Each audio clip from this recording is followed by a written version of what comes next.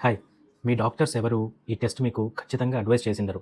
Last 10 years నుంచి నేను ప్రతిరోజు హార్ట్ అటాక్ పేషెంట్స్‌ను ట్రీట్ చేస్తున్నాను. హార్ట్ అటాక్ రావడానికి బ్యాడ్ కొలెస్ట్రాల్ ఒక ఇంపార్టెంట్ రీజన్. కానీ హార్ట్ అటాక్ వచ్చినప్పుడు లిపిడ్ ప్రొఫైల్ చెక్ చేసినప్పుడు హార్ట్ అటాక్ పేషెంట్స్‌లో చాలామందికి ఎల్‌డిఎల్ కొలెస్ట్రాల్ నార్మల్‌గానే ఉంటుంది. మరి మీరు లిపిడ్ ప్రొఫైల్ చేసుకొని అందులో బ్యాడ్ కొలెస్ట్రాల్ తక్కువుండి, గుడ్ కొలెస్ట్రాల్ నార్మల్‌గా ఉంటే మీకు హార్ట్ అటాక్ రిస్క్ ఫ్యూచర్‌లో లేనట్టా? కొలెస్ట్రాల్ మన బాడీలో చాలా డిఫరెంట్ ఫార్మ్స్‌లో సర్క్యులేట్ అవుతుంది. మీరు లిపిడ్ ప్రొఫైల్ చేసినప్పుడు అందులో only LDL type of cholesterol, HDL type of cholesterol మాత్రమే మెజర్ చేస్తాము. కానీ హార్ట్ అటాక్ కాజ్ చేసే కొలెస్ట్రాల్ ఐడిఎల్, వీఎల్‌డిఎల్, రెమ్నాన్స్ అని ఇంకా డిఫరెంట్ ఫార్మ్స్‌లో కూడా ఉంటుంది. సో, మీరు లిపిడ్ ప్రొఫైల్ చేసుకున్నప్పుడు ఈ డిఫరెంట్ కొలెస్ట్రాల్‌ని మిస్ అవుతారు. ఇప్పుడు మనము డిస్కస్ చేసే టెస్ట్ పేరు అపోబి.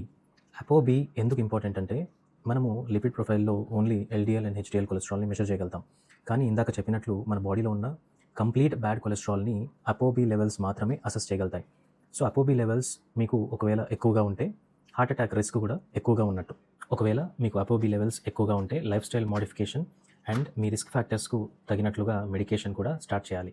సో, నెక్స్ట్ టైం మీరు లిపిడ్ ప్రొఫైల్ చేసుకునేటప్పుడు ఖచ్చితంగా అపోబి లెవెల్స్‌ని చెక్ చేసుకోండి.